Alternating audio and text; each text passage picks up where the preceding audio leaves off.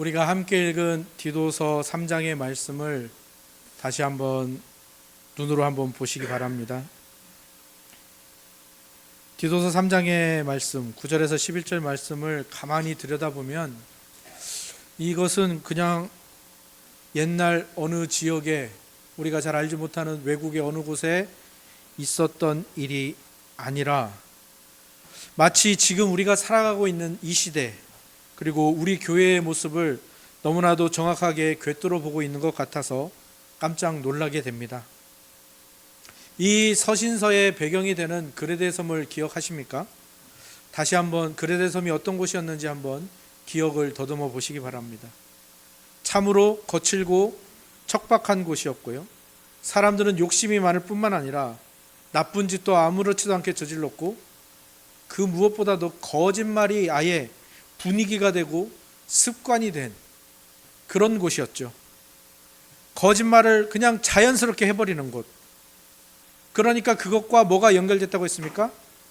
이 가짜 복음이 연결돼 가지고 그냥 거짓말과 가짜 뉴스가 판을 치던 곳이 바로 그레데 섬이었죠. 그런데 이제 그런 척박한 곳에 막 세워진 이 그레데 교회에, 그 교회의 가장 큰 위기는 그런 주위의 환경이 아니었습니다. 교회 밖에서 사람들이 거칠게 대하고 욕하고 괴롭히는 게 문제가 아니었습니다. 오히려 이 그레데 교회 안에서 자기들끼리 편을 가르고 싸우는 것이 교회를 가장 병들게 하는 핵심적인 문제였던 것이죠. 오늘 본문은 바로 그것을 지적하고 있습니다. 특히 이 거짓 교사들, 거짓 선생들이 문제였습니다.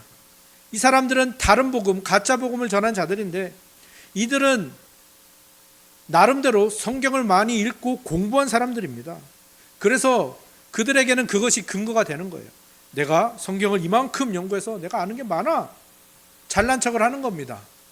그런데 정작 그들이 꺼내놓는, 너네 이거 모르지, 나만 알고 있는 지식이야 하면서 꺼내놓는 이야기들은 모두가 다 우리 삶을 예수님답게 변화시키거나 서로를 사랑하게 만드는 데는 아무 쓸모가 없는, 그저 복잡하고 답도 없는, 그리고 사람을 헷갈리게 하는 무익한 소음에 불과했던 것이죠.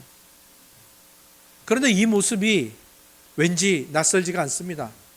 오늘날 우리의 현실과 너무나도 비슷합니다. 우리가 당장 스마트폰을 열어서 유튜브나 SNS만 봐도 알 수가 있죠. 그 안에 뭐가 가득합니까?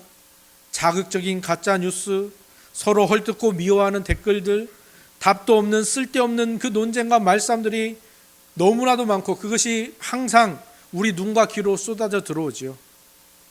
근데 그게 우리 주변에만 있는 게 아니라 그것이 우리 교회 안으로, 우리 성도의 교제 안으로도 그것이 들어온다라는 거죠. 그래서 우리에게는 너무나도 분명한 예수님의 십자가라는 이 생명의 신호가 있는데도 불구하고 사탄이 그것을 자꾸 가리고 우리 주변에 다른 소음들을 만들어내어서 그것을 가린다라는 겁니다. 그래서 우리가 그 시끄러운 소음들의 귀를 빼앗겨서 서로 헐뜯고 미워하고 자극적인 가짜뉴스에 넘어가고 쓸데없는 논쟁들을 하면서 정작 우리가 가지고 가야 하는, 정작 우리가 들어야 될 복음은 듣지 못하는 것이 오늘 우리의 형편이 아닌가 생각해 보게 되는 것이죠. 그래서 오늘 바울은 오늘 본문을 통해서 자신이 아끼는 영적 아들인 디도, 자신의 제자요 자신의 후계자인 후임인 제자 디도에게 아주 단호하게 명령합니다. 네 가지를 피하라고 하죠. 9절을 보시기 바랍니다. 그 네 가지가 무엇입니까?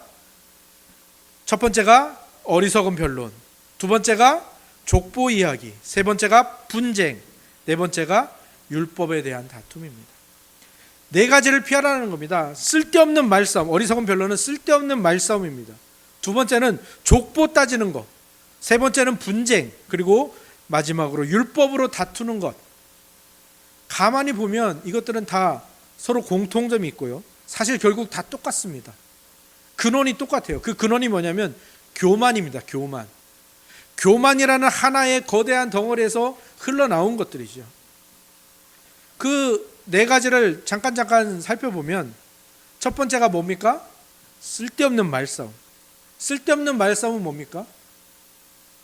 제가 어떤 행사나 세미나나 이런 교사 강습회 이런 것들도 물론해서 뭐 목후생 교육 이런 교육들을 진행해 보면 항상 느끼는 게 뭐냐면 그곳에서 꼭 한두 사람이 꼭 그렇습니다. 진리를 더 알고 싶어서 질문하는 게 아니라 그 세미나를 해주신 강사를 대적하는 마음으로 내가 너보다 더 많이 안다는 마음으로 질문하는 사람들이 꼭 있습니다. 자기가 더 똑똑하다, 나는 더 많은 걸 알고 있다라는 것을 자랑하고 싶어서 벌이는 의미 없는 논쟁과 질문들을 보게 되는데요. 그때 제가 그 질문을 받는 당사자가 아님에도 불구하고 굉장히 불쾌하다는 걸 느끼는데 바로 그런 겁니다. 이 쓸데없는 말씀이 바로 그런 거예요. 우리를 구원하시는 예수님의 은혜와는 아무 상관없는 문제들에 집착하면서 나는 이것도 알아, 나는 저것도 알아 하면서 자기가 가진 지식으로 상대방을 억누르려고 하는 것. 성경은 이것을 가리켜 어리석다라고 말하고요. 저는 쓸데없는 말싸움이라고 이름을 붙였습니다. 두 번째는 뭡니까? 족보 이야기. 족보 이야기는 뭐냐면 족보를 따지는 겁니다. 족보를 따진다라는 것은 우리나라에서 굉장히 잘 알 수 있는 거죠. 족보를 따진다 그러면 뭡니까? 뭔가 지금 너와 나의 그 계급을 하는 거잖아요. 우리나라는 제일 많이 하는 게 뭡니까? 너 몇 살이야? 이런 겁니다. 너 뭐 무슨 성씨야? 이런 묻는 것도 너의 가문을 따지겠다라는 거죠. 그리고 그거를 우리가 은근히 다 갖고 있습니다. 그래서 뭐 합니까? 나는 모태신앙이야. 우리 아빠가 목사야. 우리 집안에 목사와 사역자가 장로가 몇 명인지 알아? 뭐 이런 것부터 시작해서 내가 이 교회에 얼마나 오래 다녔는데 내가 이 교회 개척 멤버야. 내가 이 교회에 오랫동안 헌신했어. 내가 이 교회 지분이 얼마인 줄 알아? 이런 것들이 다 족보 이야기입니다. 다 족보를 따지는 것들이에요. 그걸 하면서 뭐라는 겁니까? 은근히 자기가 영적으로 상대방보다 더 우월하다고 잘난 척을 하는 겁니다. 상대방을 깎아내리는 겁니다. 성경에도 없는 가상의 족보들을 만들어 놓고 내 혈통이 더 영적으로 우월하다. 고린도 교회에서는 어떤 식으로 나타났죠? 난 바울파다, 나는 아볼로파다, 나는 그리스도파다. 그리고 많은 가짜 이 거짓 선생들이 뭘 했습니까? 나는 남들이 모르는 비밀 지식이 있다. 이것들이 다 족보 이야기입니다. 예수 그리스도가 아닌 뭘 얘기하는 겁니까? 자기 족보, 자기 배경을 이야기하는 모든 일들이 바로 이겁니다. 분쟁, 그리고 마지막에 나오는 서로 다투는 거, 율법을 가지고 다투는 거, 이것은 다 하나입니다. 뭐냐면 앞서서 말한 쓸데없는 말싸움과 족보를 따지는 이걸로 인해서 생겨난 결과들이에요. 뭡니까? 내 생각은 맞고 너는 무조건 틀렸어. 이걸 증명하려고 상대방을 비난하고 깎아내리는 겁니다. 분쟁과 남을 깎아내리는 이 율법에 대한 다툼이 다 그겁니다. 예수님이 지금 자신을 구원했다라는 것은 굳게 믿으면서 뭘 놓치고 있는 거죠? 내가 지금 깎아내리고 무시하고 저주하는 그 상대방은 예수님이 자기 목숨을 바쳐서 살려낸 존재라는 것을 내가 무시하고 있는 겁니다. 그러니까 그 일들은 다 어디로 가게 되는 겁니까? 내가 높아지는 게 아니라 내가 높아지기 위해서 예수님이 살리신 누군가를 깎아내림으로 말미암아 지금 그 사람은 예수님의 십자가를 폄훼하고 모욕하고 발로 짓밟는 행동을 하는 것이지요. 그래서 바울은 이 모든 것을 향해 딱 잘라 말합니다. 이것은 무익한 것이요 헛된 것이니라. 그리고 거기 하나 더 들어가는 게 뭡니까? 10번에 뭐가 하나가 더 나오죠? 10절에 이단에 속한 사람. 이단에 속한 사람이니까 다른 종교나 다른 진리를 말하는 사람인 것 같죠? 근데 이 이단에 속한 사람도 똑같은 사람이에요. 뭐냐면 교회에서 당을 짓고 분열하는 사람들을 뜻하는 말입니다. 그래서 이 모든 것이 다 모아지는 겁니다. 그리고 바울은 여기에 대해서 말합니다. 이것들은 아무짝에도 쓸모없는 헛된 것들이다라고 말하고 있는 거예요. 지난주에 나누었던 그 8절에서 말했던 그 선한 일, 은혜라는 우리의 선생님이 우리를 그 가르치고 훈련시켜서 나아가게 하는 그 선한 일과는 완전히 반대되는 일을 지금 바울이 금지하고 있는 겁니다. 이런 쓸데없는 일을 하면 안 된다라고 말하고 있는 거죠. 아무리 내 말이 맞는 것 같아도, 아무리 내가 진리를 가지고 있다 할지라도 그 일 때문에 누군가를 미워하고 그 일 때문에 누군가에게 상처를 준다면 이미 그거는 교회를 망치는 독을 퍼뜨리고 있는 것임을 바울이 말하고 있는 겁니다. 그리고 실제로도 그렇습니다. 기독교 역사를 살펴보고요, 한국 교회사를 살펴보면요, 정말 어이없는 일들이 많이 일어났습니다. 교회가 막 계속 분열되는 거예요. 계속 쪼개집니다. 그런데 교회가 그렇게 서로 무섭게 싸우고 쪼개졌을 때가 무슨 일로 그렇게 싸웠는지 아세요? 예수님이 하나님의 아들이시다, 또는 예수님이 나를 구원하신 것은 전적인 은혜다, 이런 걸로 싸워서 교회가 깨진 역사는 없습니다. 거의 다 어떤 일로 싸웠을까요?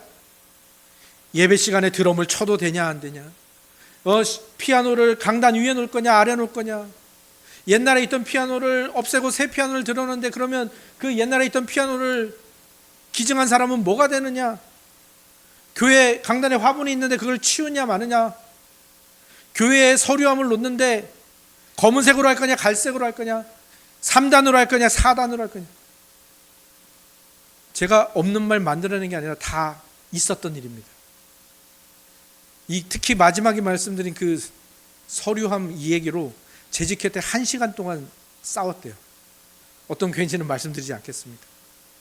그리고 피아노 문제로 장로와 안수 집사가 멱살 잡고 싸웠다고 합니다. 여러분, 한번 솔직하게 자기 자신을 들여다보시기 바랍니다. 여러분이 혹시 누군가랑 다투고 있거나 자존심 대결을 하고 있거나 뭔가 싸우고 있다면, 과연 내가 그렇게 기를 쓰고 싸우는 그것이, 그 문제가 나를 지옥에서 건져주신 예수님의 십자가보다 중요한가, 그걸 보시면 됩니다. 십자가의 그 엄청난 은혜를 잃어버리는 순간 우리는 그렇게 되는 거예요. 그 돋보기를 들고 남의 단점만 이렇게 찾아내고 비난하는, 그래서 상대방을 깎아내리는 병에 걸리고 만다고요. 우리가 우리 자신을 점검해 보아야 할 때입니다. 물론 바울이 지금 여기에서 이 마지막 네 번째를 율법에 대한 다툼은 피하라라고 했죠. 그러니까 율법에 대한 논쟁을 피하라고 해서 율법 자체를 무시하라고 말하는 것은 아닙니다. 이 율법을 지켜서 뭘 한다라는 이 율법주의도 굉장히 위험하지만요, 동시에 은혜를 핑계로 율법을 다 무시하고 율법은 안 지켜도 돼 하는 이 율법 폐기주의도 똑같이 위험한 겁니다. 바울이 말하고자 하는 건 뭡니까? 바울의 핵심은 율법을 구원의 조건으로 삼으려는 시도를 멈추라는 거예요. 이 말은 무슨 말인가 하면, 우리가 스스로를 구원할 능력이 1도 없다라는 것을 인정해야 된다는 거예요. 우리가 그것을 받아들이는 것이 그렇게 어렵다라는 뜻이에요. 분명히 선언합니다. 성경은 우리 자신은 우리를 스스로 구원할 능력이 1도 없는 진짜 뼛속 깊은 죄인이라는 것이죠. 여러분의 마음을 한번 들여다보십시오. 여러분 마음 깊숙한 곳을, 여러분의 생각 속을 한번 들여다보십시오. 어떻습니까? 저는 잠깐 생각했는데도 끔찍하네요. 미움, 시기, 욕심, 교만, 거짓, 제 안에 들어있는 것들이 너무 더러워요. 그런 우리가 구원을 받는데 보탠 노력이 단 1%라도 내 안에 있을까요? 없습니다. 완벽하게 빵이면 빵, 제로. 우리가 받은 구원은 모든 것이 100% 하나님이 주신 선물이고 은혜입니다. 그러니 우리가 잘난 척할 이유가 하나도 없다라는 것이 오늘 본문이 말하는 바입니다. 내가 남들보다 성경 좀 더 읽었다고? 내가 남들보다 기도 좀 더 했다고? 내가 남들보다 덜 나쁜 짓 했다고? 아니면 선행을 좀 더 했다고? 내가 이 교회에 기여한 바가 남들보다 조금 더 있다고? 의스댄다? 그거를 주장한다? 그거야말로 십자가 은혜를 하나도 모르는 바보 같은 어리석은 짓이라는 것, 그것을 오늘 바울이 말하고 있는 겁니다. 그런데 여러분이 구원받는데 한 일이 하나도 없다고 하니까, 여러분이 기여한 바가 하나도 없다고 하니까, 또 여러분이 했던 그 일들이 하나도 의미가 없다고 하니까 기분이 나쁘십니까? 마음이 불안해지십니까? 아닙니다. 여러분, 조금만 더 생각해 보면 완전히 다른 결론에 이르게 될 겁니다. 왜요? 여러분 아까 마음을 들여다보셨죠? 여러분의 속을 들여다보셨죠? 여러분의 속을 본 다음에 한번 생각해 보십시오. 만약에 여러분의 성적표로, 여러분의 노력으로 구원을 받는다라면 어떻게 될까요? 우리는 매일매일 불안하게 살아갈 수밖에 없어요. 왜? 나는 가만히 있어도 나쁜 생각이 막 떠오르거든요. 나는 안 하려고 했는데 거짓이 내 입에서 튀어나오거든요. 그때마다 우리는 어떻게 됩니까? 거짓을 말할 때마다 불안해 죽는 겁니다.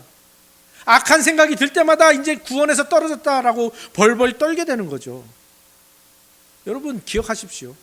내 노력으로 구원받는 게 아니기 때문에 우리가 그나마 숨을 쉬며 살 수 있는 거예요. 그리고 우리는 그런 고백을 하게 되는 거죠. 아, 내가 실수해도, 내가 좀 부족해도 하나님이 나를 버리지 않으시는구나. 이 사실이 우리를 자유롭게 한다는 것입니다. 이게 바로 복음이 가진 엄청난 반전 매력입니다. 복음은 우리를 세상에서 제일 겸손한 사람으로 만듭니다. 왜? 우리에게서 구원의 조건이 하나도 없으니까요. 우리는 철저하고 심각한 죄인이니까요. 우리를 겸손하게 만드는데요, 동시에 우리를 세상에서 제일 당당하고 담대한 사람으로 만들어줍니다. 왜요? 하나님이 구원하시고 100% 하나님이 일하셨으니까 내 구원이 취소되지 않잖아요. 그러니까 가장 담대한 사람이 되는 거예요. 이게 복음의 신비입니다. 어떻게 이 상반되는 두 정체성이 우리 안에 하나로 같이 들어가 있을 수 있는가? 그런데 제가 이것을 가장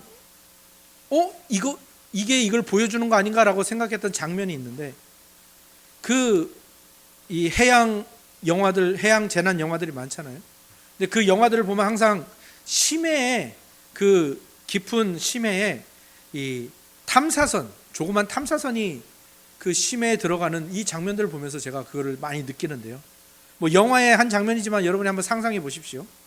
수심 1만 미터 되는 곳, 빛이 하나도 닿지 않는 바다 밑바닥에 그 마리아나 해구 같은 곳에 심해 탐사선이 들어갑니다. 그 심해라는 곳은 어떤 곳인가 하면요, 여러분들 수압에 대해서 잘 모르실 수도 있는데, 거기에 만약에 탱크가 들어가면 어떻게 될까요? 강철로 만든 탱크가 그 심해에 들어가면 어떻게 될까요?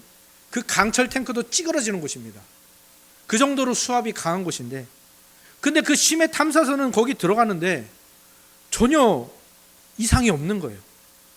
그리고 그 심해 탐사선에 앉아있는 한 사람이 그곳에 들어갔을 때, 그 캄캄하고 수압이 가득한 그 무시무시한 수압이 있는 곳에 그가 들어갔을 때 그가 무슨 생각을 할까요? 창밖을 보면서 아마 그런 생각을 할 거예요. 아, 이 대자연의 힘 앞에서 인간은 정말 먼지보다도 작은 존재라는 것을 깨닫게 될 거예요. 그래서 그 엄청난 수압 앞에서 자기가 아무것도 아니라는 것을 뼛속 깊이 느끼며 아마 숙연해지고 겸손해질 것 같아요. 그런데 그 영화나 그런 장면들에서 항상 신기한 일이 뭐냐면, 그 사람이 그 겸손하고 숙연해지는 동시에 뭐라고 했냐면 자기 일을 열심히 해요. 탐조등을 비춰서 탐사를 합니다. 그리고 막 심해 어들, 그 막 이상하게 생긴 애들이 막 나타나면은 이거는 아는 애고, 또 이거는 모르는 애인데 처음 보는 애네 하면서 막 그 사람이 통신하면서 막 되게 즐겁게 이야기하는, 유튜브에 찾아보면 실제로 그런 장면들이 많이 있습니다. 그리고 그 사람이 영화 같은 곳에는 막 콧노래를 부르면서 막 그 핫초코를 마시거나 커피를 마시는 장면도 나온단 말이에요. 저는 그 장면을 보면서 이 복음의 이중 정체성이 떠올랐습니다. 가장 연약한 인간이 가장 무거운 압력이 짓누르는 그곳에서 왜 그렇게 자연스럽고 당당하게 앉아 있을 수 있는가? 자신이 얼마나 약한지 아는 겸손과 그 무서운 곳에서 여유롭게 핫초코를 마실 수 있는 담대함이 어떻게 같이 있을 수 있는가? 이유는 딱 하나입니다. 왜 그가 여유 있게 있을 수 있죠?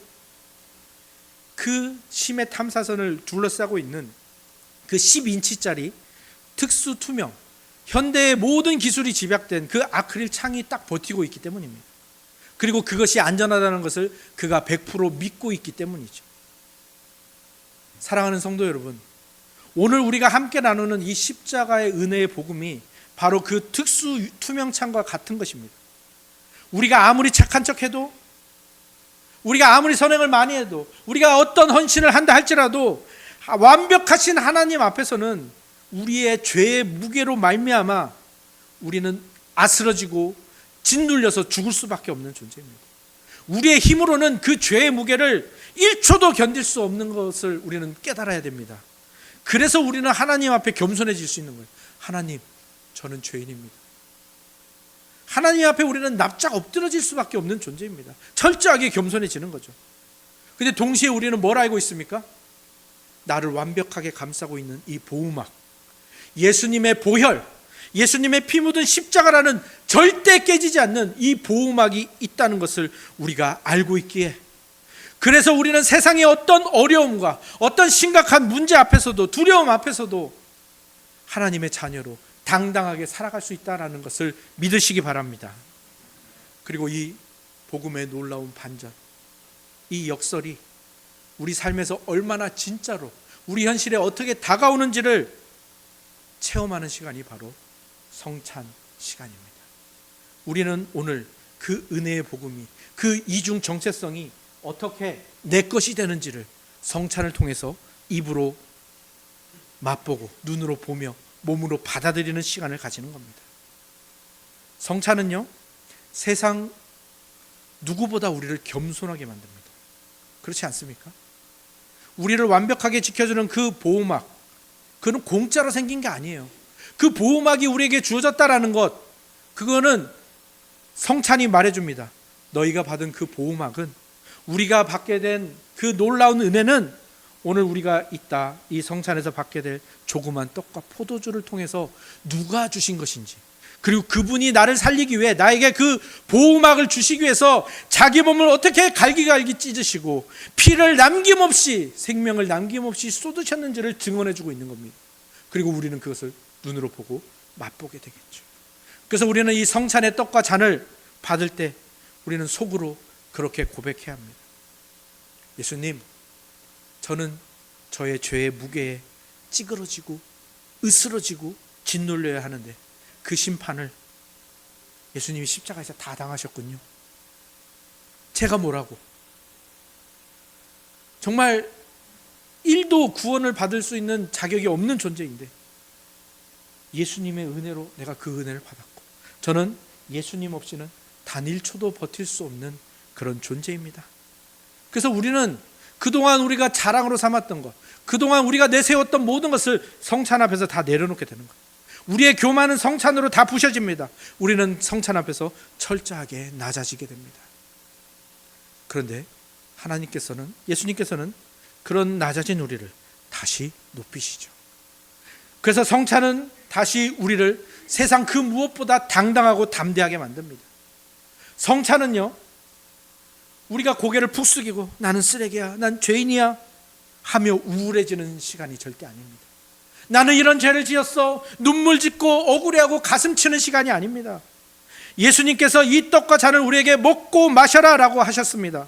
그래서 우리는 어떻게 됩니까? 이것을 즐겁게 먹고 마시는 거예요. 자유롭게 담대하게 먹고 마시는 겁니다. 마치 그 심해 1만 미터에서 그 잠수정 안에서 여유롭게 핫초코를 마시는 사람처럼 우리는 먹고 마시는 겁니다.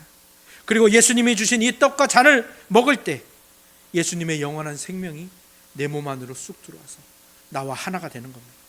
예수님의 완벽한 능력이 나를 꽉 감싸고 있다는 것을 내 입과 내 몸으로 직접 느끼는 겁니다. 그리고 우리는 그때 하나님의 음성을 듣습니다. 너는 내 아들의 피를 주고 산, 내 아들의 생명을 주고 산 내 아들, 딸이다. 세상 어떤 것도, 마귀의 어떤 공격도 절대 너를 건드리지 못하게 내가 이 보호막을 너에게 준다. 이 확실한 하나님의 목소리를 듣는 시간입니다. 그래서 우리는 이 성찬을 통해 이제 내 안에 두려움, 그 쫄보 같은 두려움을 다 걷어차버리고 세상에서 가장 당당한 사람으로 일어서게 되는 겁니다. 그러니 여러분, 이제 우리가 성찬을 받고 우리는 어디로 가야 됩니까? 어떤 방향을 향해 나가야 됩니까?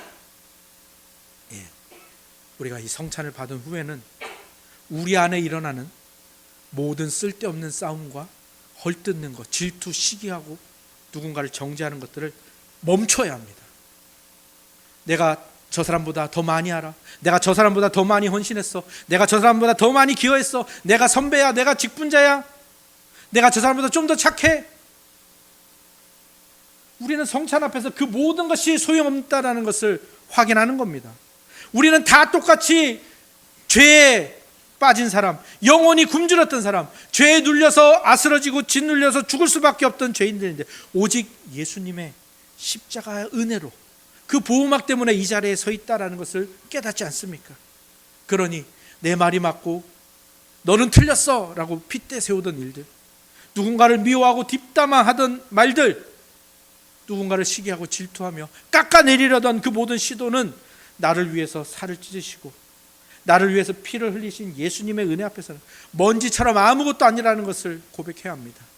이 은혜의 떡을 입에 넣으면서 어떻게 내가 예수님이 살리신 저 친구를 미워할 수 있을까? 이 잔을 마시면서 내가 어떻게 예수님의 생명을 바쳐서 구원한 저 사람을 괴롭히고 정죄할 수 있는가?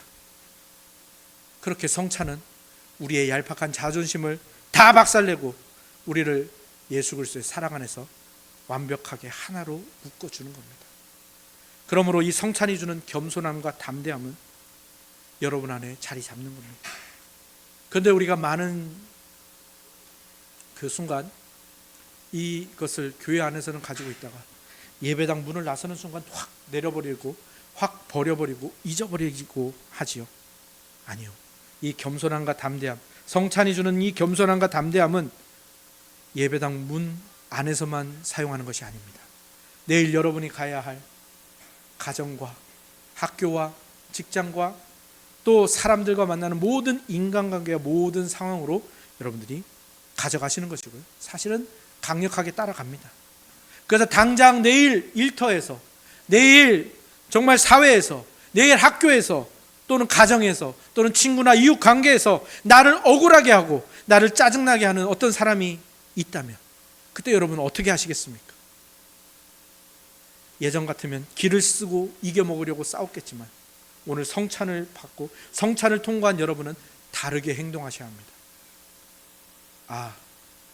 나도 예수님의 피가 아니었다면 끝장났을 죄인인데 내가 그렇게 큰 용서를 받았는데 이깟 일로 저 사람을 깎아내리면 안 되겠구나. 이깟 일로 저 사람을 미워하면 안 되겠구나. 속에서는 계속해서 자존심이 올라오고 옛 성품이 올라오겠지만 그것을 누르고 나를 짜증나게 하는 그 사람조차 넉넉하게 참아주는 진짜 멋있는 겸손을 여러분 삶에서 보여주시기 바랍니다. 그리고 동시에 이 성찬은 여러분을 가정과 직장과 학교에서 가장 담대하고 당당한 사람으로 만들어 줍니다. 이번 주에 어떤 문제가 여러분에게 생길지 몰라요. 건강상의 문제, 성적의 문제, 취업과 또 어떤 여러 가지 경제적인 문제들, 인간관계, 일터에서 문제, 남들은 모르는 가정의 문제들, 그 모든 것들이 마음을 어렵게 하고 여러분의 마음을 무너뜨리려고 할 수도 있습니다. 마치 엄청난 수압이 짓누르는 것처럼 말이죠. 그때 여러분 예전처럼 또 쫄아서 방에서 홀로 울며 또는 다른 여러 가지 방법으로 그것을 풀어나가시겠습니까? 아니죠. 이제 잠시 후에 여러분이 먹고 마실 그 예수님의 뜨거운 생명을 기억하며 당당하게 맞서시기 바랍니다. 우주를 만드신 하나님이 하나뿐인 아들의 생명을 바쳐서 여러분을 사셨습니다. 아멘이십니까?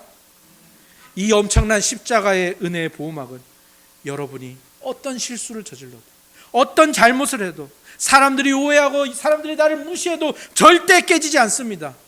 어떤 위기 앞에서도 쫄지 마시고 묵묵히 여러분이 할 일과 하나님이 여러분에게 맡겨주신 사명을 멋진 담대함으로 해나가시고 승리하시는 여러분이 다 되시기를 주님의 이름으로 축원합니다. 말씀을 정리합니다. 사랑하는 성도 여러분, 여러분의 마음속에서는 지금 어떤 소리가 들리고 있습니까? 나를 자랑하고 싶어서 또는 남을 깎아내리고 싶어서 안달난 소리인가? 또는 누군가를 헛듣고 미워하고 뒷담화하는 짜증 섞인 소리인가? 또는 왜 나에게만 이러한 일이 일어나는지 투정 부리고 불평하는 불만의 소리인가? 아니면 내일 이 무섭고 두려워서 덜덜 떨고 있는 두려움의 소리인가? 생각해 보십시오. 그리고 이제 그 시끄럽고 쓸데없는 소음들을 십자가 앞에서, 성찬 앞에서 다 내려놓으시기 바랍니다.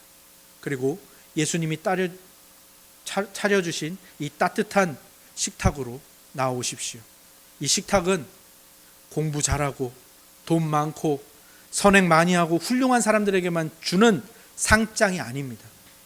이리저리 치이고 매일매일 실수하고 넘어지고 죄짓고 거짓말하고 미워하고 정죄했던